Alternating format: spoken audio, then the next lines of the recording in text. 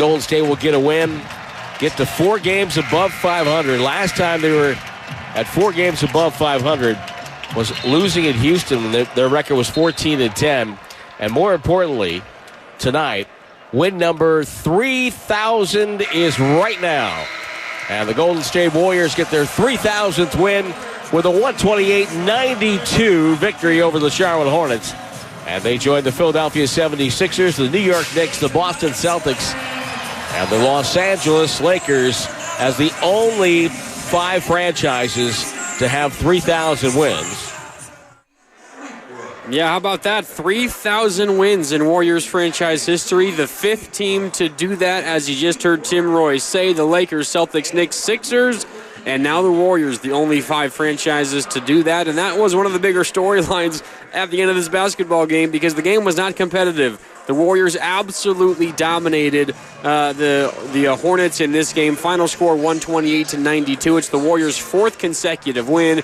It's their 3rd consecutive absolute blowout. They've played 3 games out of the All-Star break, and they've dominated all 3 of these games, including the last 2. Stephen Curry not having to play a single second in the 4th quarter. Warriors were just dominant. They're now 31-27. And how about this, Warrior fans, as I welcome you in to Warriors wrap-up here on 95.7 The Game. Mark Randy with you live from Splash at Thrive City. I'll tell you a little bit about Splash. In fact, I'll tell you a lot about Splash before the night is over. This is an awesome place. That's coming up in a little bit. But the last 2 games, Stephen Curry, again, not having to play in the 4th quarter. And you look at his minutes totals since the All-Star break, not a lot of stress on Steph Curry right now. And that is exactly what this Warrior team needs. Of course, they need wins.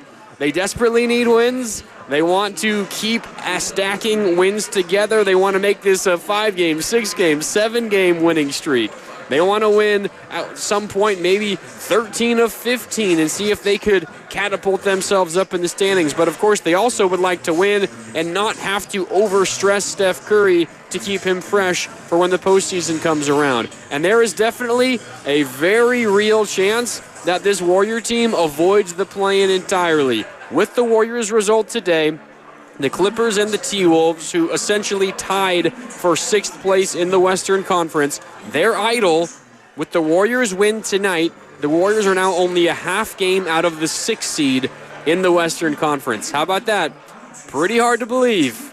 Pretty hard to believe, considering how we were talking about the 6th seed being like the very peak, the ultimate goal for the Warriors this season. They're now only a half game out of it. And, oh, by the way, one of the other games going on across the NBA tonight, Mavericks-Lakers from L.A. I wonder why that game's interesting. Luka's first game as a Laker against Dallas, his old team, the team that traded him away.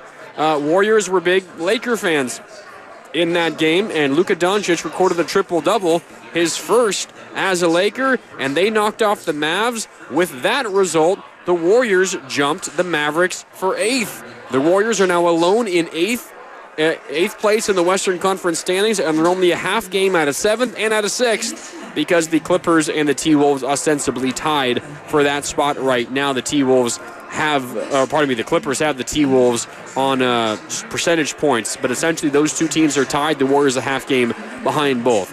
Warriors being a 6th seed, maybe you start thinking of the 6th seed as like the baseline for the Warriors, and you start thinking about the 5 as the goal. There is a very, very, very realistic chance the Warriors end this thing as the 6th seed. Almost, it feels like it's almost becoming a worst-case scenario, and I know I'm getting so far ahead of myself, but that's how good this Warrior team looks right now, and considering the way that they're playing, it seems like anything worse than the 6, we might consider it a failure when it's all said and done. But again, welcome into Warriors Wrap-Up on 95.7 The Game. Mark Randy with you. I'm live from Splash, and I'm ready to take your phone calls, to take your texts, to respond to your YouTube messages. 888-957-9570. That's the number to call. It's also the text line. Also, you can join the conversation on YouTube, youtube.com/957 The Game. I see Empire. I see Tyson. I see Wu-Tang. I see a few others chiming in. Appreciate all you for tuning in on YouTube as always. And again, I'm live at Splash at Thrive City.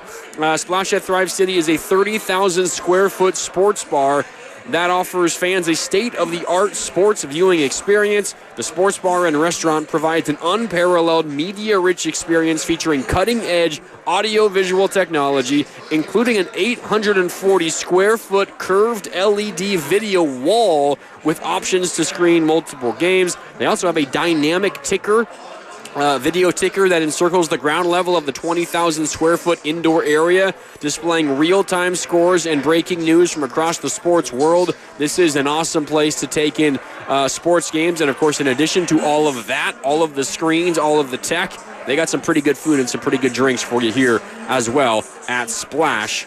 At Thrive City, just outside of Chase Center here in downtown San Francisco. Okay, let's get into this basketball game, though. And again, remember, always welcome for your calls and your texts. The text line and the number to call is 888-957-9570. Warriors 128, Hornets 92. The final score in this one. Warriors have won 4 games in a row for the first time since very early this season when they had won 5 games in a row spanning late October and early November. They're 4 games over 500 for the first time since early December. This is a team that is playing as good of basketball as they have all season long. This game, though, didn't quite start that way. It was a 14-9 Charlotte beginning. Kind of a sleepy beginning for the Warriors. The offense wasn't very crisp. Not that the defense was bad really at any point, but the offense was kind of slow to begin this one. And then the Warriors absolutely picked it up about midway through the first quarter. They dominated the rest of the first. They go on a 19-4 run to close the first quarter. They led by 10 after 1, and then it just continued into the second quarter. At halftime, the Warriors took a 15-point lead at 56-41, and then it was the beginning of the third quarter when the Warriors absolutely blew this game out. They ultimately built a 30-point lead. They didn't need to play Steph, Dre, Jimmy, or anybody essentially in the fourth quarter, and the Warriors cruised again to that win, 128-92. I thought the beginning of the third quarter was interesting because we saw Steve Kerr kind of change the rotation. Not necessarily, that's probably the wrong way to put it. Didn't really change the rotation. He just extended the starting 5 a little bit deeper than normal into the third quarter. Normally, you'll see Jimmy Butler and Podziemski are generally the first 2 that sub out. They play somewhere between 4 or 5 minutes to begin each half, and then they come out because they need to go back in when Steph checks out about 8 minutes in to the first and third quarters. But Steve Kerr, I would imagine, sensing that he had an opportunity to put this game away, he left the starters in there for longer than normal in the third quarter, and the Warriors responded with a gigantic push to begin the third quarter. And ultimately, as a result of Steve Kerr kind of pushing his chips to the middle early in this game, he did not need to play any of his veterans in the fourth quarter at all, and the Warriors cruise to a nice win. How about this for Stephen Curry? Minutes since the All-Star break: 31 against Sacramento, 29 against Dallas, and 24 tonight. That is huge. That is huge for Steph Curry. Again, the Warriors' goal above everything else should be to win basketball games, obviously. And they have proven that if there is a game kind of hanging in the balance, they will push Steph. They don't want to, but they'll push him up to 35 minutes if they really have to get a win. The last time it happened was Houston just before the All-Star break. They did it the night before that one as well in Dallas. And the Warriors ultimately lost that game. That kind of felt like a double loss because in the moment after you push Steph and all your veterans in Dallas, you lose that game despite pushing them. Then you turn around and have a back-to-back the next night on the road, and you're thinking, well, maybe Steph doesn't play. Maybe he does play, but he doesn't quite have the energy, and you lose that game. And so the Warriors want to avoid those situations. Ultimately, of course, Steph and the rest of the Warriors played in that game in Houston, and they came back and won that basketball game. A really nice win to go into the All-Star break. But since then, you haven't had to push Steph Curry at all. You haven't had to push Draymond all that much, despite the fact that he's playing a lot more 5. You haven't had to push Jimmy Butler all that much as he continues to get back fully into a rhythm. I think the crazy thing about Jimmy Butler, and we can tell his impact on the game, you can feel it almost in every single aspect of this game, of this team. Like, you can see it on offense, you can see it on defense, you can see it in the free throw numbers, you can see it in the turnover numbers, you can see it in the numbers that Podziemski and Moody are putting up. You can see it almost across the board in what Jimmy Butler is doing. But he's not even really in like much of a rhythm yet. Like, he does not trust his jumper at all. I think he's made, one, maybe 2 threes at the most as a Warrior. Hasn't taken many. He's made maybe 1 or 2 mid-range jumpers, maybe a little deeper than mid-range, deep twos. He's hit a couple, fadeaways off of posts where he fades away maybe from, 13, 14, 15 feet. But he's clearly not trusting his shot yet. And he's not a great shooter. He's never going to be an incredible floor spacer. But, I mean, he can hit the three here and there, and he can hit the mid-range. That is a big part of his game, and you're going to see it at some point. All I'm saying is we haven't quite seen the full normal Jimmy just yet. And when we do, this team, I think, has another gear that they can get to. Now, obviously, we can be terribly honest with ourselves about the opponent tonight, and also considering who was out for the opponent tonight. No LaMelo Ball, no Brandon Miller out for the season, no a number of other guys, including Yusuf Nurkic, who bounced around to the trade deadline. He's now a Hornet. And this is already, even when healthy, one of the worst teams in the NBA. The Hornets now on the year are 14-43. And how about this statistic for you? This is ugly, and this will just give you an idea of how bad the Hornets are. Hornets' last 3 games. In Portland, 141-88, a loss. That's a 53-point loss for those of you who struggle with mental math like I do. Sacramento, last night, they lost 130-88. That's a 42-point loss. And then tonight, a 128-92 loss. That's a 36-point loss. Add up those 3 numbers, 53-point loss, 42-point loss, 36-point loss. And the Hornets have been outscored by 131 points in their last 3 games. 131 points in their last 3 games. That is absolutely ridiculous. So this isn't a moment to victory lap and say this win proves the Warriors are the team to beat in the Western Conference. Screw the 6 seed. We're going for the 5 or the 4. The result of this game doesn't mean a whole lot. But as we try to gauge who this Warrior team actually is and maybe what their ceiling might be, it is valuable to know that this team just simply took care of business. I mean, honestly, all you can do is just beat whoever's in front of you. And the Warriors have done that of late. They're now 6-1 in the Jimmy Butler era. They've won their last 4 games, and their last 3 have been in absolutely dominant fashion. And frankly, if you're the Warriors, the opponent hasn't really mattered this year, right? The Warriors have beaten Boston. They've beaten Oklahoma City multiple times. They've beaten Houston multiple times. They've beaten Memphis multiple times. This is a Warrior team that has a lot of wins against really good teams. In fact, they're up near the league leaders in terms of wins against the teams with the 10 best records in the league. The Warriors have nearly as many wins as anybody else against that caliber of team. But on the flip side, the Warriors also have some really, really bad losses.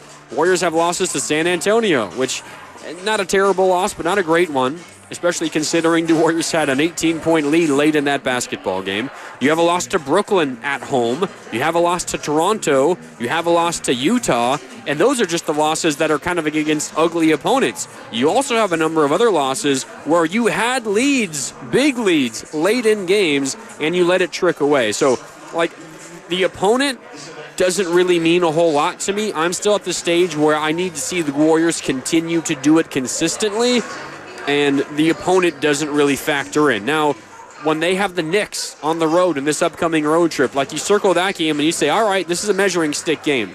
Just exactly who are these Warriors? That's a game where you can kind of gauge yourself versus one of the other better teams in the league. Although the Knicks, they got some cracks. We'll see how that does show up. But ultimately, Warriors got to prove themselves against themselves because they have been incredibly inconsistent so far this year, but they've been a whole lot better of late. 888-957-9570. Another Warrior win. Again, the final score, 128-92. It's Mark Randy with you here on Warriors Wrap-Up on 95.7 The Game. Keeping an eye on our text line and our YouTube chat. The text line at 888-957-9570. The 925 checking in. The 925 says the Dubs are locked in and rolling, playing the best ball in the West post-trade. They'll be even better when Kuminga is back.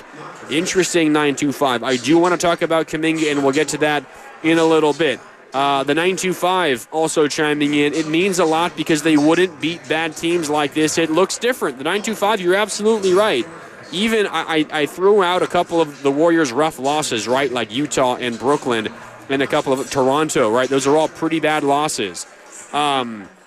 There's also a number of other games where the Warriors would beat bad teams, a team similar caliber to this Charlotte team, but they do it in kind of nerve-wracking fashion. It would be one of the Warriors' many clutch games this year, right? They don't have a lot of wins where they just absolutely blow somebody out of the water. They now have 3 of those in a row, and this one better than any of the others in terms of point differential. You win by 36 points, 198-92 was the final score, so that is meaningful.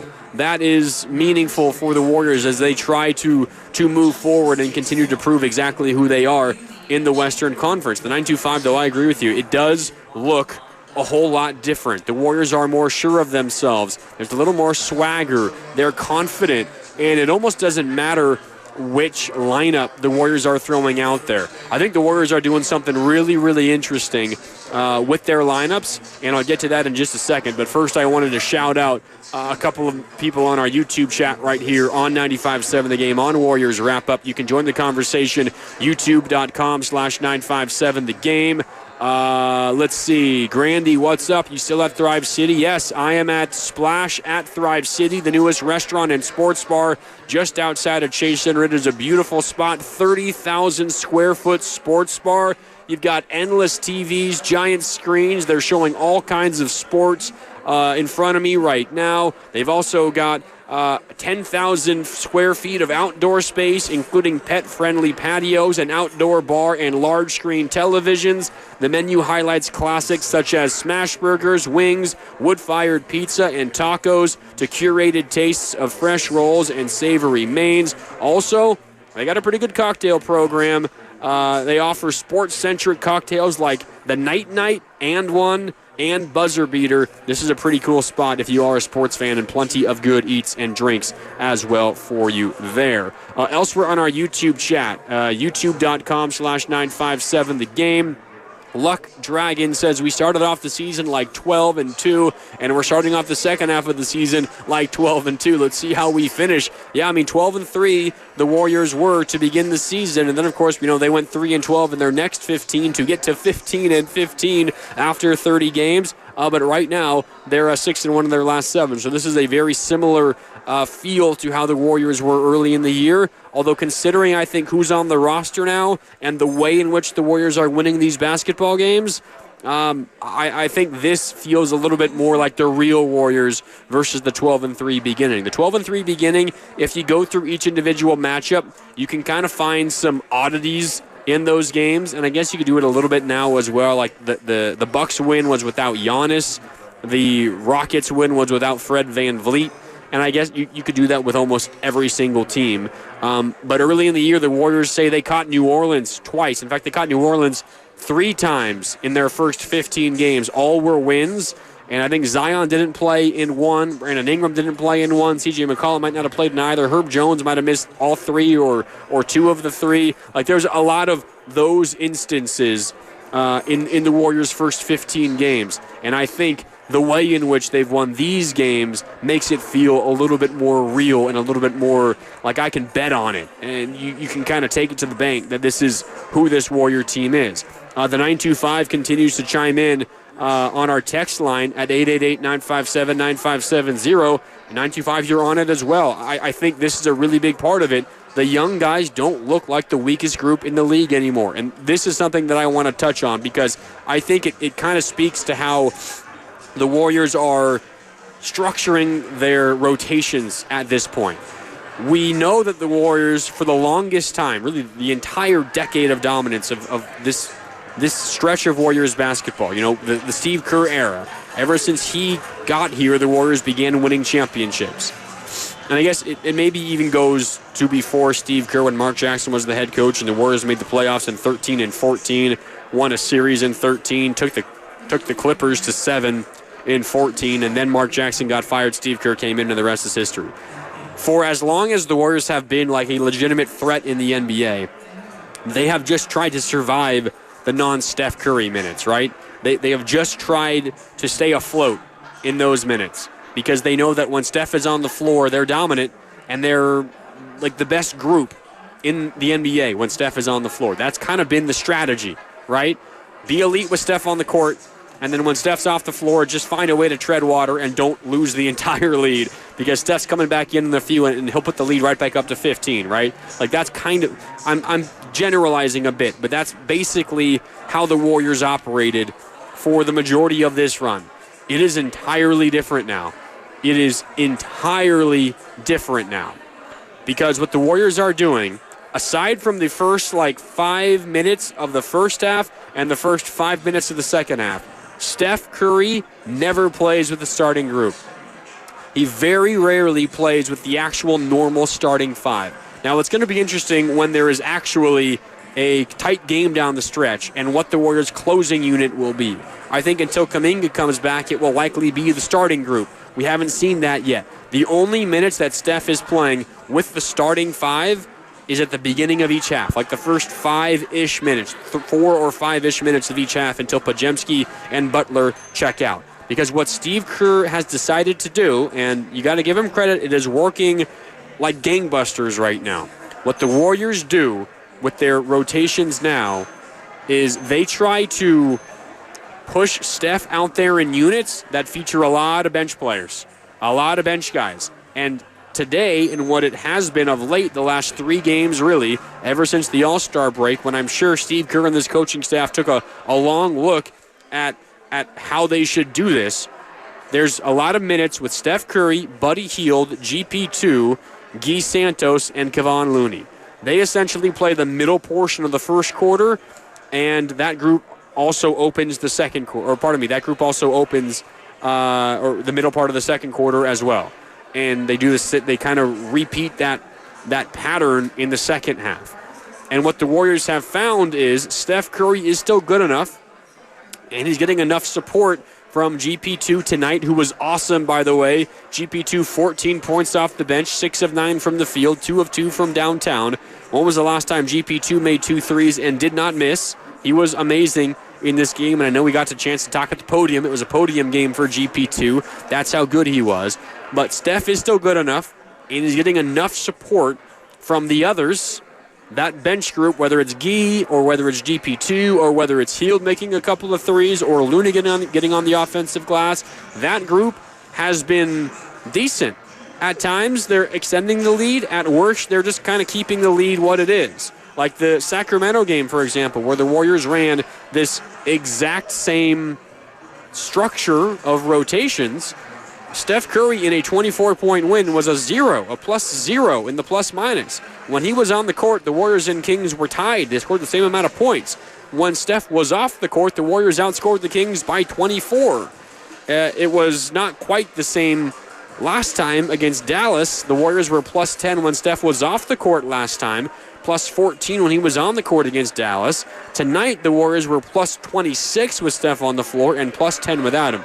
I'm getting away from my main point, though. The Warriors have kind of switched what they normally do. Instead of trying to dominate the Steph minutes and stay afloat when he's on the bench, they now are trying to dominate the non-Steph minutes and kind of stay afloat when Steph's on the floor. Because what the Warriors are doing when they're pairing Steph with a bench-heavy group for big chunks of time, they are preparing for starters to play when Steph's off the floor. So instead of Steph being off and Draymond's also off and Podziemski's off, and you're kind of throwing out a bunch of nobodies to try to survive like 4 minutes of basketball, what the Warriors are doing is saying, all right, we trust Steph to carry maybe a little bit of a less than unit to being decent, and then we're going to trust Podziemski and Draymond and Jimmy Butler and Moses Moody, and then Quentin Post has been the non-starter playing with those 4 other starters, and that group consistently has absolutely dominated basketball games lately. The last 3, I know it's a very small sample, but that group, 4 starters, not Steph and Quentin Post. I didn't really name any bench guy, but the Warriors have been going with Quentin Post of late, and that group is the group that begins the second quarter, that would begin the fourth quarter if the game was competitive down the stretch. And that has kind of been the Warriors' key to victory. They found a way And a big part of it is because Jimmy Butler can be trusted to lead a non-Steph unit and to make it effective. And what the Warriors have found is now they have a way to be both good with Steph on the floor and when Steph is off the floor.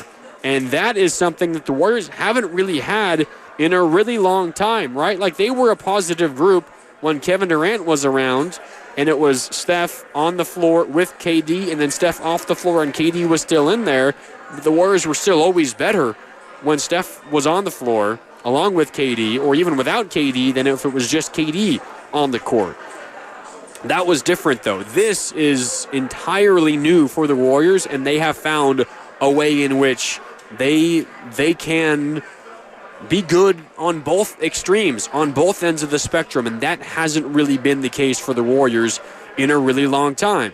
The 925 just texted in, Steph is basically playing the sixth-man role with that unit.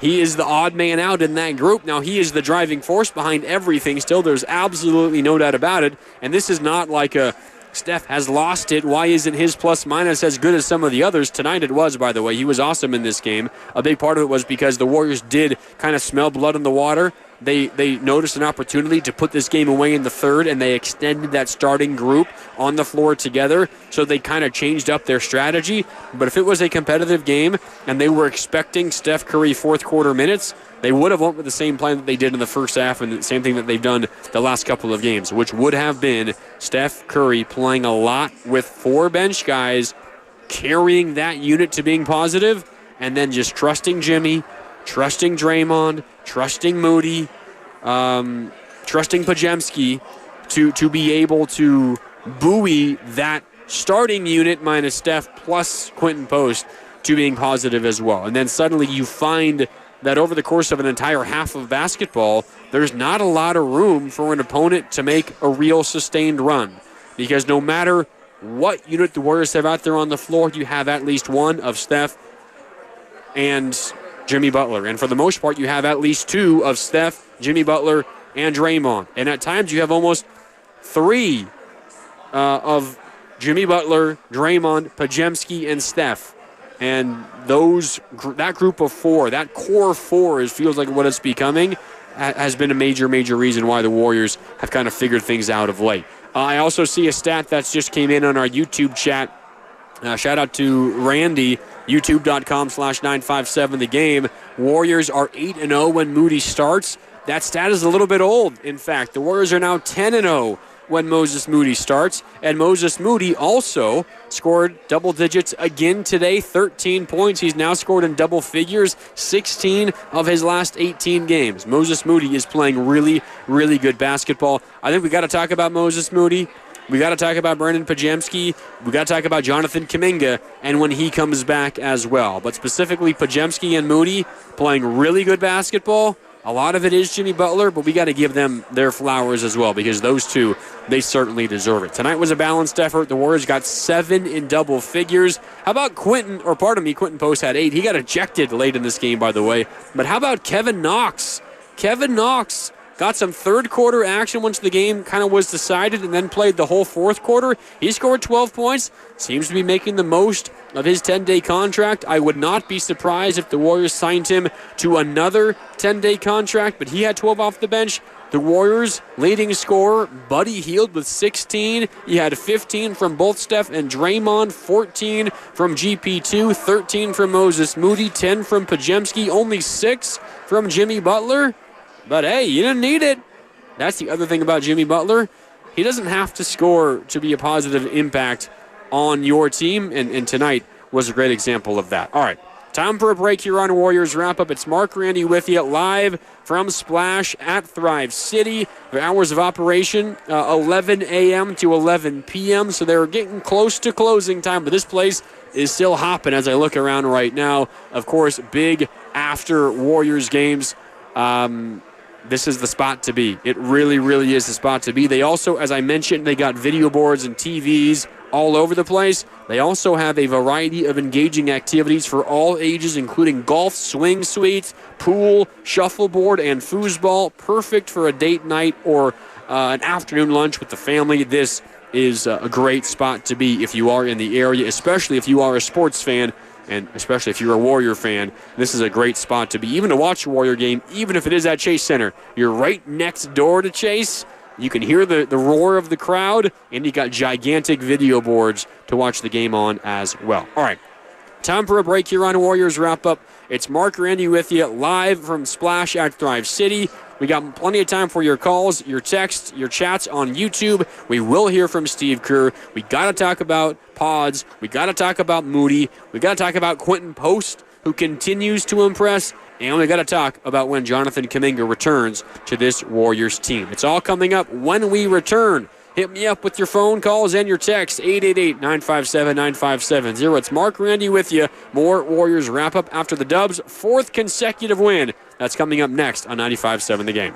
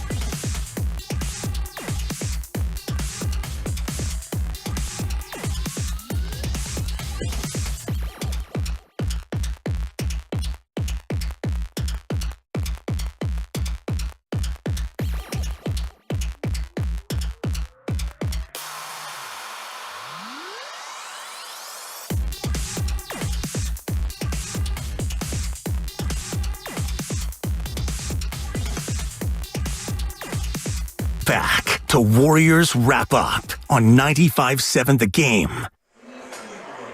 Welcome back. Mark Randy with you here on Warriors Wrap Up on 95.7 The Game, and I'm live at Splash at Thrive City, a 30,000 square foot sports bar that offers fans a state-of-the-art sports viewing experience. The sports bar and restaurant provides an unparalleled media-rich experience featuring cutting-edge audio-visual technology, including an 840 square foot curved LED video wall. It's right in front of me right now.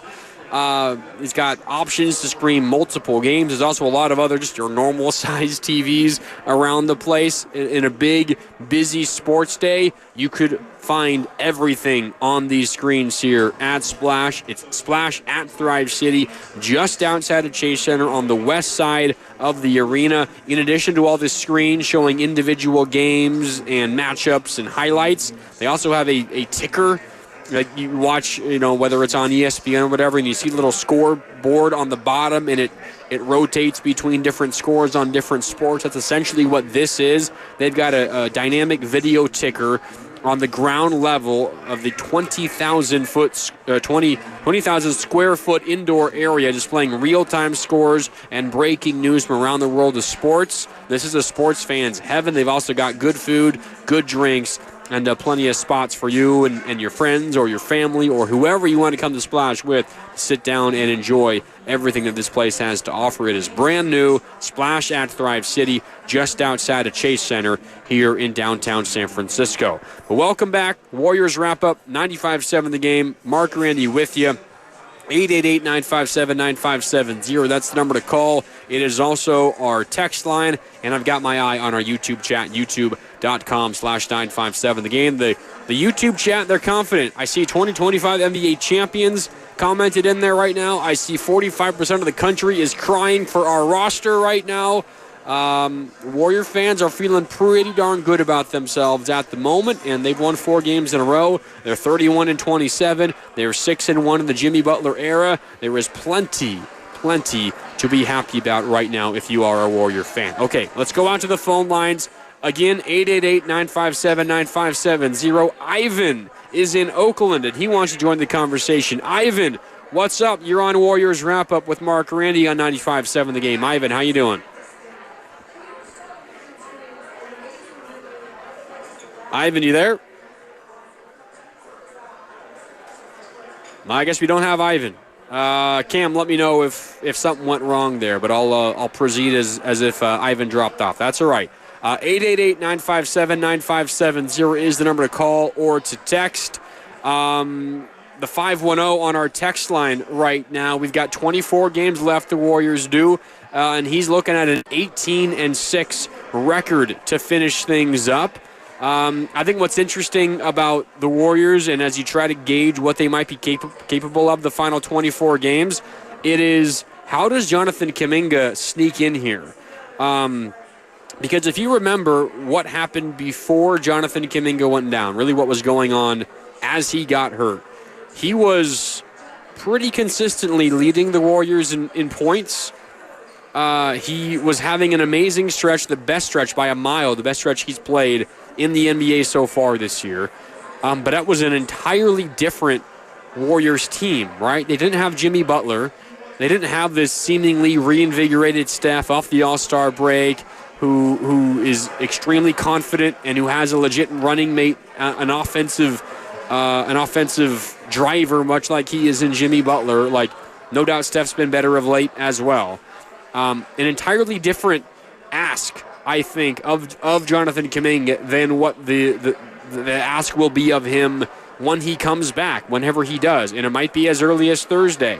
He was ruled out, of course, from this game. He's been ruled out for this game for a while, but Steve Kerr did say yesterday that Jonathan Kuminga is going to be reevaluated before Thursday in Orlando. And there's a chance that he could play in that game. Although I think I would be a little bit surprised. We're probably looking at maybe game 2 or 3 of the road trip. Might be in Philadelphia Saturday or in Charlotte on Monday. Charlotte Monday might be a softer landing spot for Kuminga and his return. We shall see. It is expected, though, to happen at some point on this 5-game road trip. He is going to be with the team on the road trip, which is, of course, a positive sign and generally means the team does expect him to play at some point on the trip. At the very least, it means the ankle isn't in bad enough shape that a flight and the altitude isn't going to do anything to harm it. But I would expect Kuminga to return at some point on this road trip. They're in Orlando Thursday, Philadelphia Saturday, Charlotte next Monday, the Knicks in New York a week from today, and then Brooklyn the following Thursday, 9 days from now to close out the road trip. Kuminga, I would imagine, is going to play at some point on this road trip. But what does it look like when he returns? Because, again, if I put myself in the mind of Jonathan Kuminga, and I think about the last time I was playing basketball, and it was the best stretch of my career, and I was kind of being asked to be the dude, right? Like, obviously you had Steph and Draymond still, but they desperately needed offensive help. In Kuminga, he nearly had kind of free reign, especially in the non-Steph minutes, to just go and get his, right? Like ISO, drive, attack a mismatch, put the ball on the deck, get to the rim, finish with contact, get to the free throw line, knock your free throws in. He was doing a much better job of that of late. Like, that was kind of the Kuminga ask. And it had kind of been a conundrum because Kuminga was kind of having a hard time fitting in the overall Warriors system, and it was, the ball movement and find a shot for Steph and read and react and pass the ball and cut and move and always move, and this whole motion offense, it wasn't Kuminga's strength. It hadn't been. And then the Warriors kept losing a lot of basketball games, and they said, you know what? We got this incredible athlete who has an unreal knack to get to the rim and to get to the free throw line. We just got to lean into that. We have to kind of maybe change up the strategy a little bit here, and let's allow Kuminga, give him the space, give him the freedom, give him the leeway to do that. Now, it doesn't mean you're encouraging Kuminga to be reckless, but it's kind of like, all right, JK, you might be our ticket, given the current roster, to getting legitimate 20-point scoring from anybody else on the roster. So we are going to kind of shift the strategy a little bit into your favor. But again, that was pre-Jimmy Butler. And that was before Pajemski was scoring in double figures every night. That was before Moses Moody was scoring in double figures every night. That was before Jimmy Butler became a legitimate number two and another player who can initiate the offense and be a driver and can kind of take the pressure off of everybody else. And Kuminga has thrived with the ball in his hands. He really has. So I'm not saying that Kuminga is not going to be able to thrive when he comes back. All I'm saying is what was working for Kuminga before he got hurt, I think it is going to be an entirely different ask after he can't do what he was doing before he got hurt. Not because he doesn't have the ability, but because the Warriors don't need it anymore. And I think what has oftentimes been a question with Kuminga is when he isn't consistently featured, when he's not getting up 15 shots a night, how effective can he be in, say, his 9 shots a night? Can he be as efficient scoring 14 points per game as he was scoring 22 points per game? Because the Warriors might not need him to score that much. Now, if he keeps up the efficiency, he's going to continue to play and get more minutes and get more field goal attempts, and as a result, score more points. But the Warriors aren't as needy.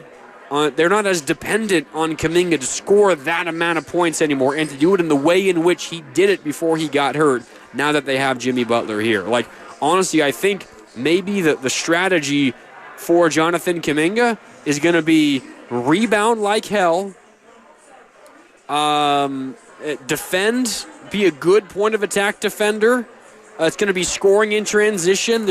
He's still the best Warrior on this roster at doing that. It's going to be attacking mismatches. When he gets a smaller dude on him, it's posting up, sealing off your defender, getting the entry pass, backing him down, scoring. Or if you got a big man on you on the perimeter, clear everybody else out, drive past him, and get to the rim. Like, it's moments like that. It's only taking the wide open and in rhythm 3-pointers. How is he going to be okay with just those sorts of things? I think he will be. I don't know what else the option is because the Warriors are winning a lot of basketball games, and you can't cause a stink when you're playing winning basketball as a team. But where I can also maybe see this become a little bit of a challenge for Kuminga, and you can let me know, 888-957-9570. Let me know if you agree, if you disagree. Where I think it could become a little bit of a challenge for Kuminga is when you consider that he's in a contract year. And that's what made before he got hurt so impressive, because he was playing the best basketball of his career and doing it knowing that this was probably getting him more money in the offseason. And now you're Jonathan Kuminga. You're still in a contract year. You've got 26 games left right now, 24 games left right now, and you're looking at dwindling opportunity to prove that you deserve the money that you feel like you deserve to get. And there might become a moment where maybe Kuminga presses just a little bit too hard, and maybe he wants a little bit more than what his role is on this new team with Jimmy Butler in town. And there's a chance that those two things might butt heads just a little bit. I'm not saying I think it will, but that's in the back of my mind as Jonathan Kuminga returns. But if he enters into this squad, I would imagine he comes off the bench just like he did before he got hurt. But if he enters into this squad and he focuses on rebounding, on point-of-attack defense, on scoring in transition, and on attacking mismatches. If he does those things, the Warriors will take another leap. Like, that will help them a lot, and they will become an even better basketball team. But again, I would not be shocked if there's a little bit of a feeling out period as Kuminga tries to figure out exactly where he fits, how much he's being asked of, and if that's something that he might feel might be hurting his overall value when he enters contract negotiations this offseason. I think it's really, really interesting to hear what Steve Kerr said pregame today. This is Steve Kerr talking about Jimmy Butler's impact on Jonathan Kuminga.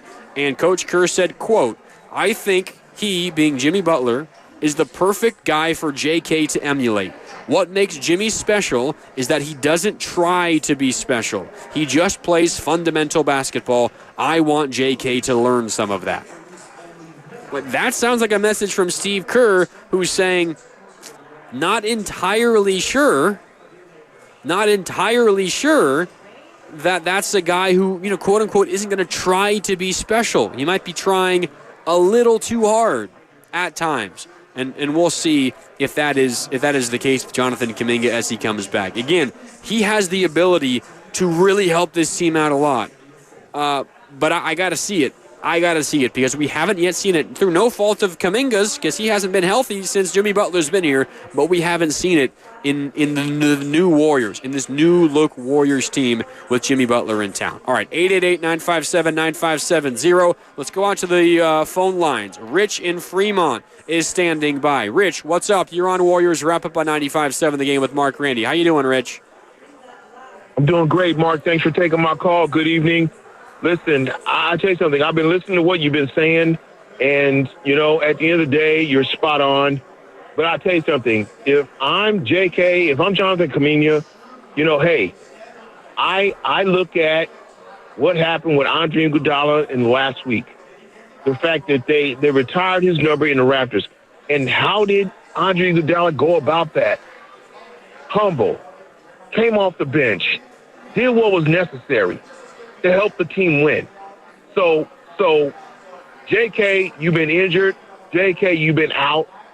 But you see not just the core, not just Steph and Draymond and wait a minute, and Butler and no. What you saw in the last 4 games is the support. The support. The Quentin Post, the Guy Santos, the Gary Payton II. You saw the support. So if I'm Jonathan Kuminga, you know what I'm thinking? I'm thinking, how can I contribute? Yep. How can I contribute? Because if he takes that attitude, his contract's written. He comes in, he supports the team moving forward in any capacity that he can. He does that, guess what? He's contributing to the team. The team starts winning more games. They start asserting themselves in the conference. And now all of a sudden, guess what? You get yourself, I don't know what capacity, Western Conference Finals, who knows, maybe even a championship. But at the end of the day, You do that, and guess what happens? You're rewarded.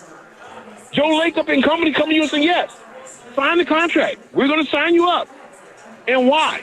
Because you contributed where you could, when you could, and made sure the team was supported. That's the attitude I take it if I'm Jonathan Kuminga. Thank you for the time, my brother.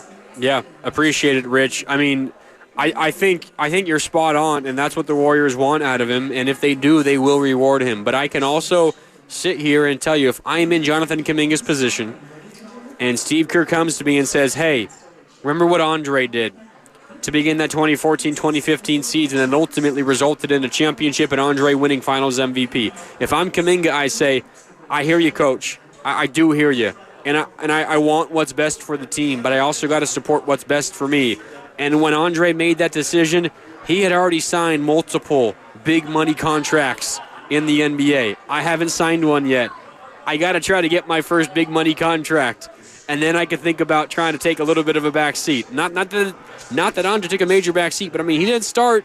He wasn't obviously he was a major impact on the Warriors, but the Finals MVP kind of came out of nowhere, and there's still a lot of Warrior fans out there who feel like Steph Curry got robbed. Like, it's a great story and all, but it isn't necessarily like an apples-to-apples comparison. Andre's in an entirely different situation in his career than Kuminga is.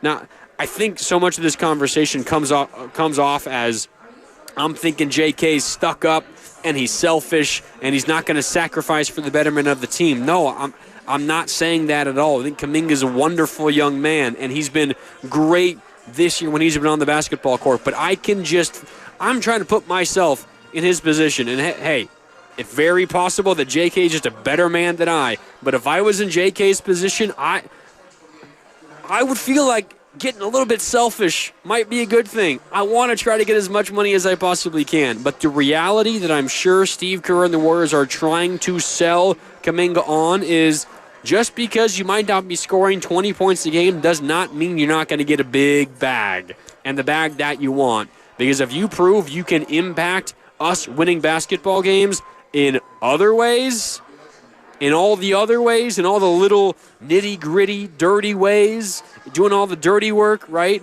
That is also a way to get paid a pretty hefty sum. So it'll be interesting to see how this all plays out. Let's go back out to the phone lines, 888-957-9570. Filmo Mike is on hold, and he joins us now here on Warriors Wrap-Up on 95.7 The Game. What's up, Filmo? What's up with it, Mark?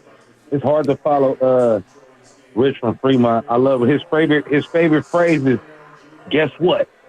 So with that being said, guess what? Now, Kuminga, I feel like Kuminga's going to help. He is kind of stuck in a hard place because I agree. He's young. He wants to try to get the bag. And he, before he left, he was kind of just starting to make that uptick. And then when he got hurt, and he's been out, how long? 2 months? Nobody thought that he would be out 2 months. So that hurt him. But he only has, like you said, a certain amount of games to prove himself. But he's going to be good because he's a viable body. Kerr's going to get him in. But I also feel like if he don't try to press, and he just play his game, the money will come. With that being said, also, Joe Lacob already said he would pay him, and Joe Lacob is smart. And I thought about him saying that, and I didn't think he just said it to say, like, I'm just going to spend the money to spend the money. He knows the market. He knows the market ain't that too good for Kuminga, and he's also put it out there like, if y'all even try to match our offer, we're going to match it anyway. You're not going to get Kuminga, so don't even waste your time.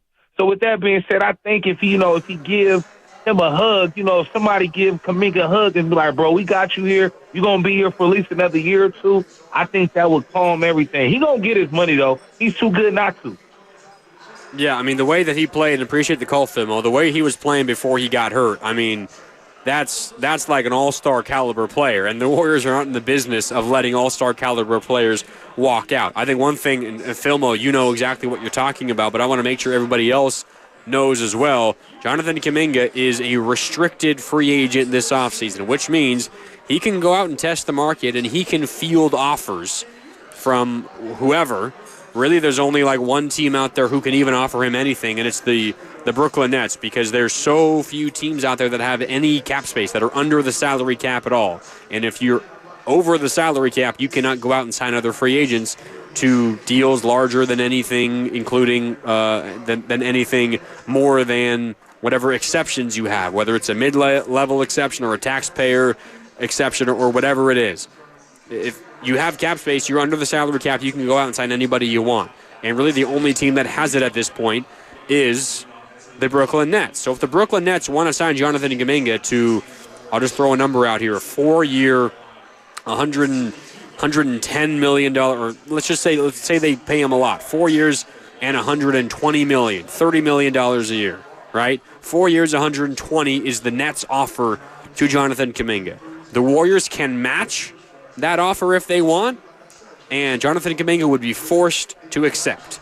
He is a restricted free agent, which means the Warriors have the right to match whatever offer Kuminga gets on the open market, and if they match that offer, Kuminga will stay a Warrior. They can decline to match, and then he can go sign wherever he wants elsewhere.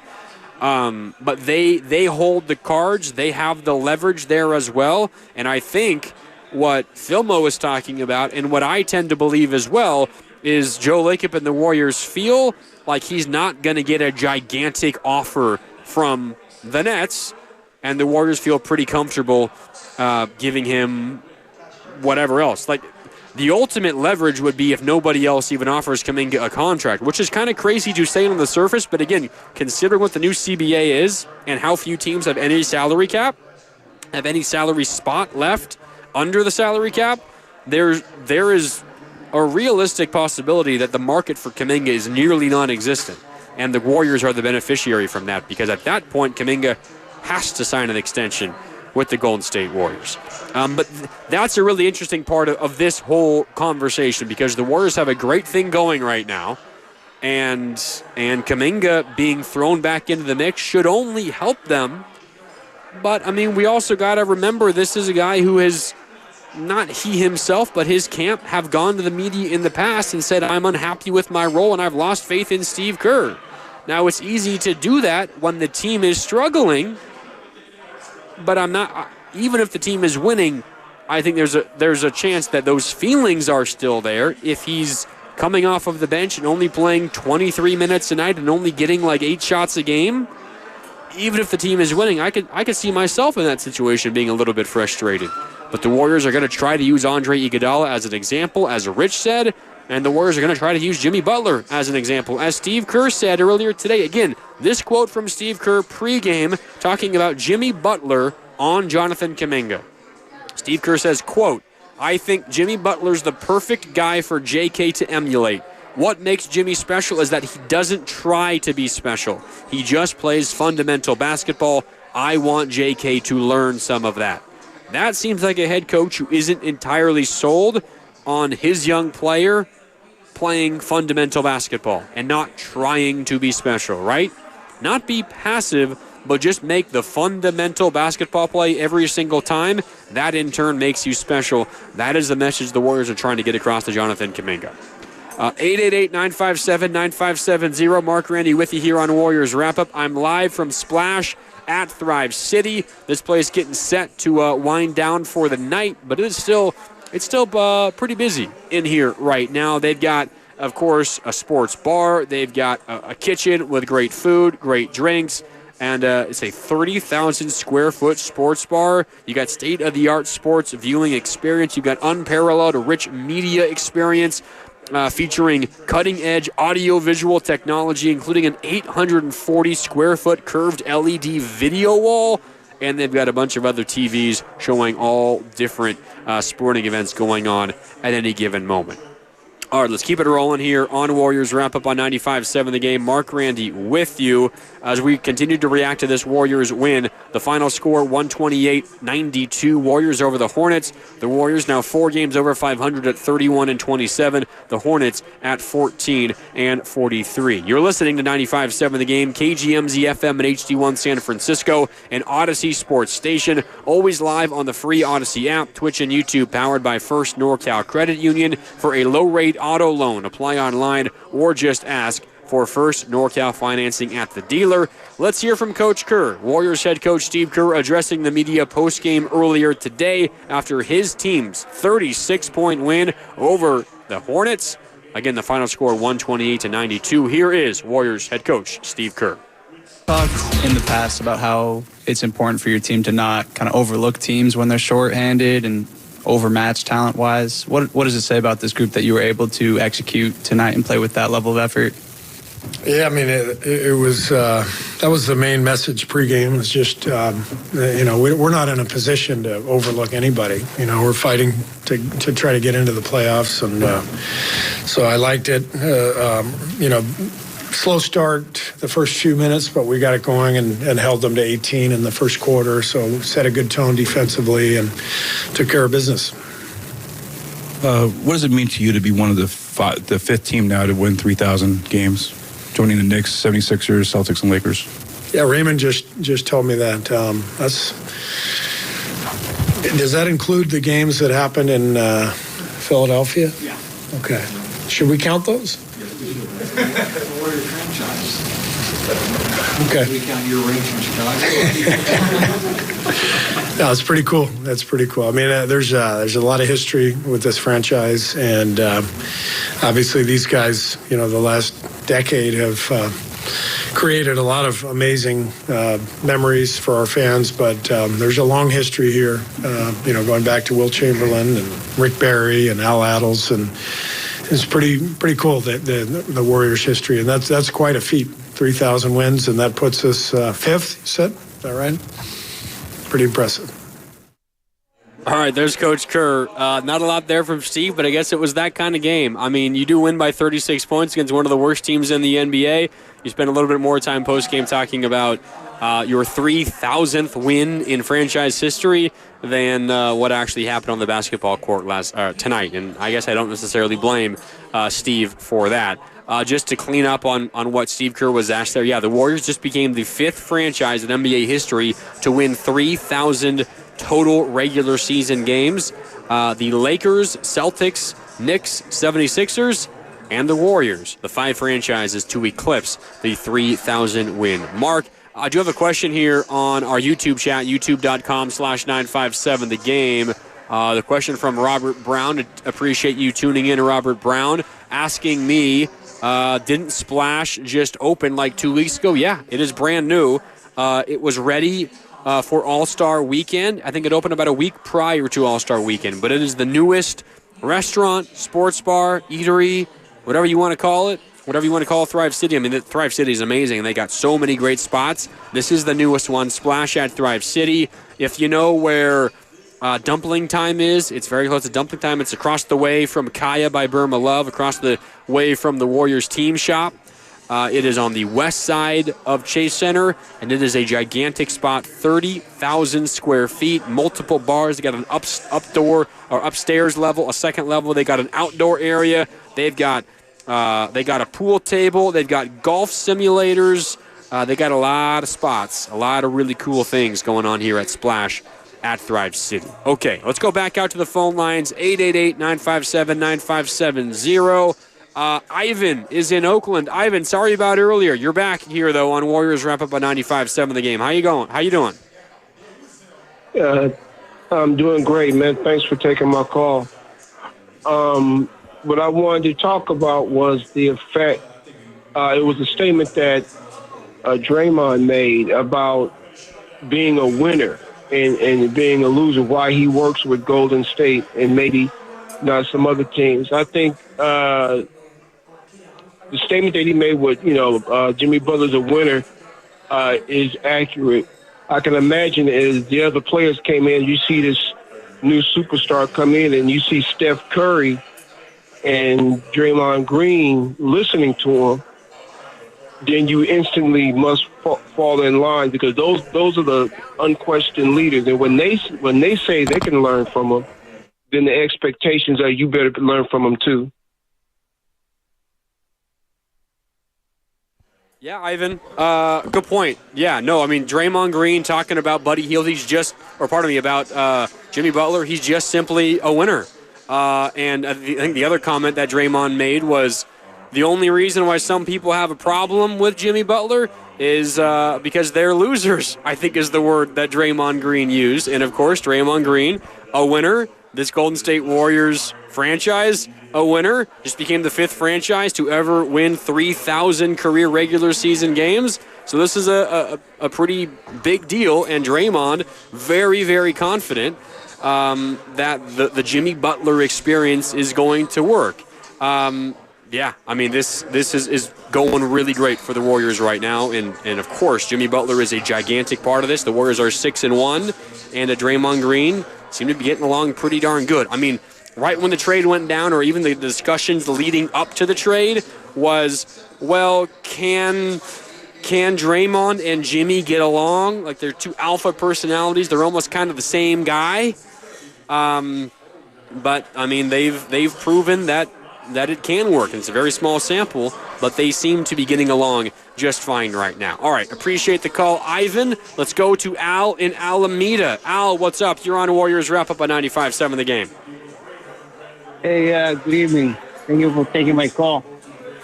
Just, I got second thought about on when Kuminga returned. I don't know how they're gonna juggle this lineup. Okay, he's coming from the bench. Okay, I don't know if we lose and he plays, knock on wood. Okay, and it's not in there yet. It's not really fully. I don't want to be a blame for him, but he needs to take the role like just coming from the bench for now. Okay, coming from an injury. I remember when Klay Thompson, when he came back in, when was that, 4 or 5 years ago, and his first basket, I think, was a slam dunk. That kind of brought him back up. And I think we won a championship a year after that. So I think Kuminga, he needs to take the role like just coming from the bench for now. And let these other guys do the work for now. Okay? Yeah, Al, appreciate the call. I mean, I don't know how to, okay, Jonathan Kuminga, even before he got hurt, was coming off of the bench. And he was playing amazing basketball. He was getting 30 minutes a night, and he was scoring 20-plus points per game. He's going to come off the bench. Like, I can guarantee you he's going to come off the bench at the very least when he first returns. Like, that is 100%. There is absolutely no doubt about it. The only way that changes is if the Warriors start losing basketball games. Like, they're not going to change something that is working. I am generally of the belief that Kuminga is not going to start another game this year. No, it's possible, but Kuminga has proven to be great coming off of the bench, and I think that's the role the Warriors want to keep him at. And if he could be a super sub, 6th man, and score you 16 points per game off the bench, like, the Warriors take another different leap forward. So I would imagine that is Kuminga's role. And again, he seemed great with it. He was awesome before he got injured with those 30-point games and 26-point games, getting to the free throw line 12 times a game. He's going to come off the bench at the very least right when he returns from injury, but I would expect that it's going to happen for the rest of the regular season. I really think that is how this is going to go for the Warriors and Kuminga. And again, I keep going back to what Steve Kerr said. His quote about Jonathan Kuminga pre-game today. Quote, I think Jimmy Butler's the perfect guy for JK to emulate. What makes Jimmy special is that he doesn't try to be special. He just plays fundamental basketball. I want JK to learn some of that. That's what the Warriors want JK to do, and I think they're going to ask him to do it off the bench. Let's go back out to the phone lines as the phones keep on ringing here on Warriors Wrap-Up on 95.7 The Game. Junior in Pacifica is with us here on Warriors Wrap-Up on 95.7 The Game. What's up, Junior? Junior, you're there? Junior, give us a call back. Sorry about that, Junior. It's Mark Randy with you here on Warriors Wrap-Up, 888-957-9570. Junior, we got you? Junior, you there? Yeah, I'm here. Sorry. Go ahead. What's up? Okay, so I got two very different people to ask about. The first thing is Draymond Green. You know, I heard some good news about Jordan Poole the other day, and it reminded me that Draymond Green has not been kicked out of games or anything for a while. Do you have any perspective on that? Because it's very good news, and I sure hope it continues. Junior, you're asking, has Draymond been ejected this year? Well, no, I know he hasn't, and I'm saying, like, what's changed? Because he was borderline, like, he was in trouble for a while. So what's better, and is that going to continue? Well, I mean, I think last year and what happened last year, and Junior, stay on the line. I'll let you ask your second question. I think last year really allowed him the opportunity and the space to kind of reevaluate, like, what's going on.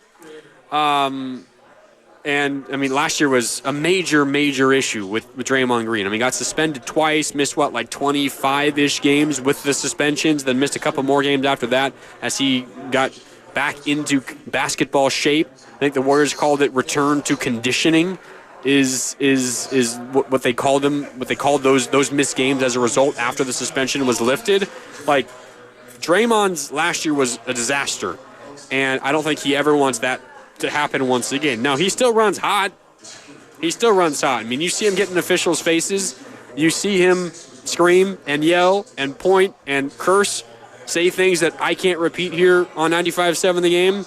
And you see him do things like he did on Sunday when the Warriors beat the Mavericks and Steph hit the night-night on P.J. Washington in the third quarter in response to P.J. Washington hitting the night-night against the Warriors twice when they beat him earlier this year. And Draymond on the bench as the game ended, hit the night-night and held it and walked onto the floor and went up and dapped up Kyrie as he was holding the night-night.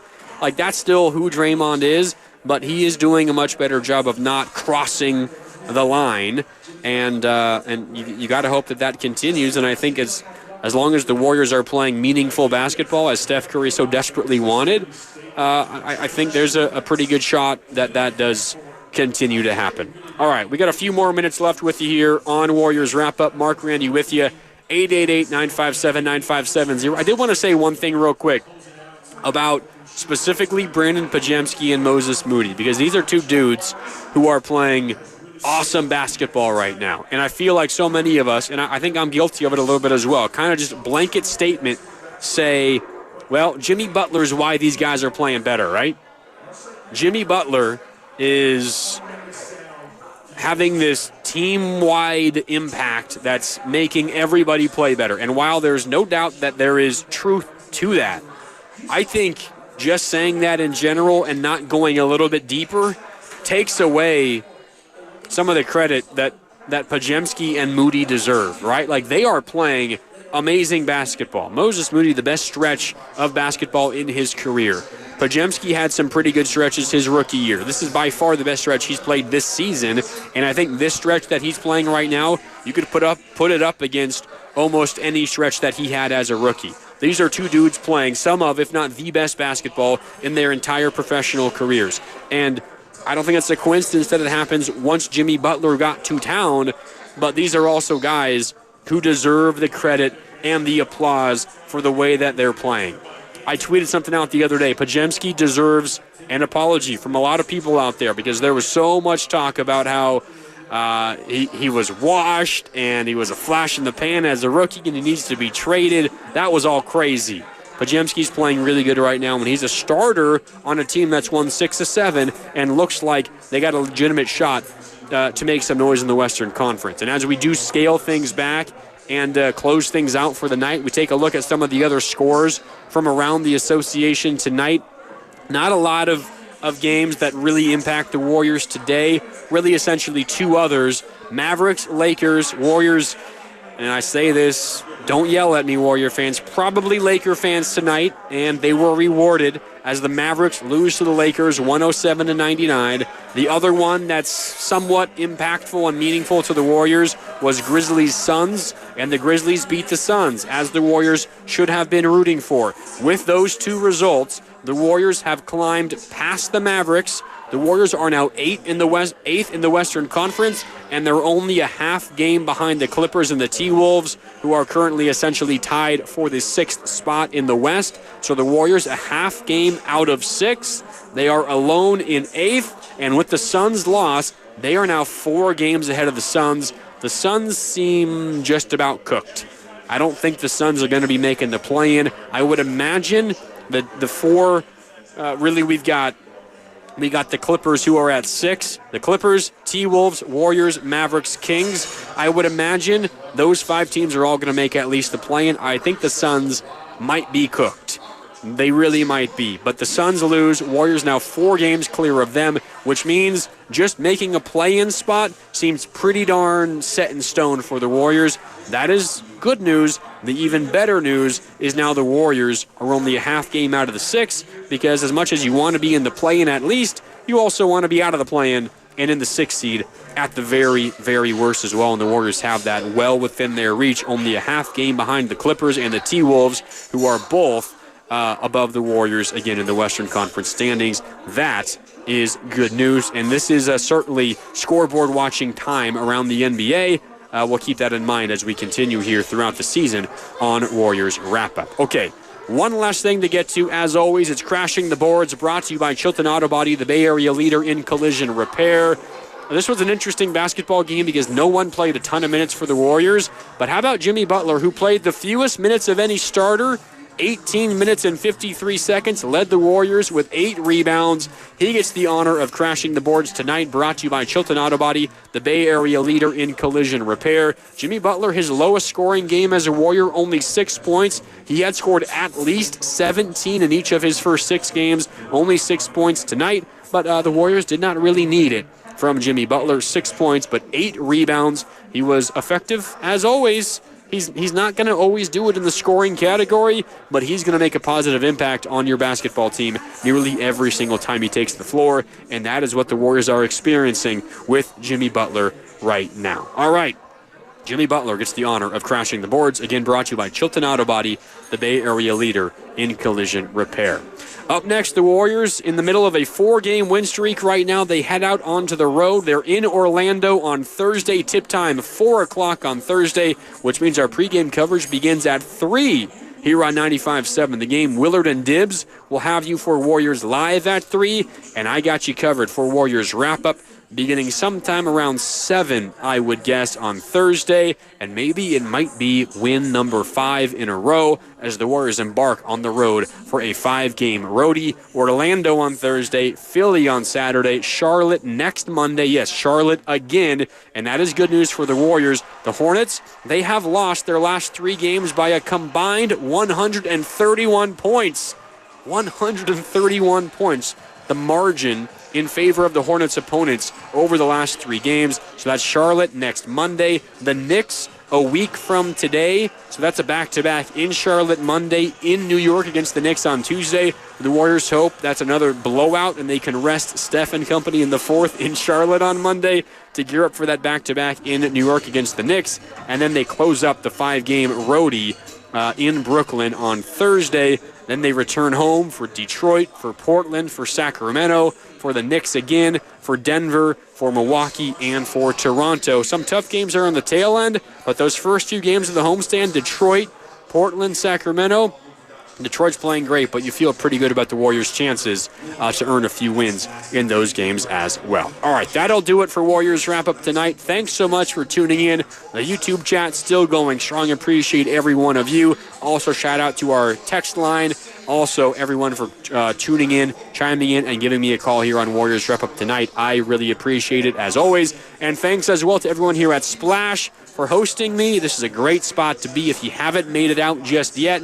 You got to stop by. This is a state-of-the-art sports viewing facility, plus also some pretty darn good food and some good drinks if you partake in that. Thanks so much for tuning in. My name is Mark Randy signing off. We'll talk to you next time right here on 95.7 The Game.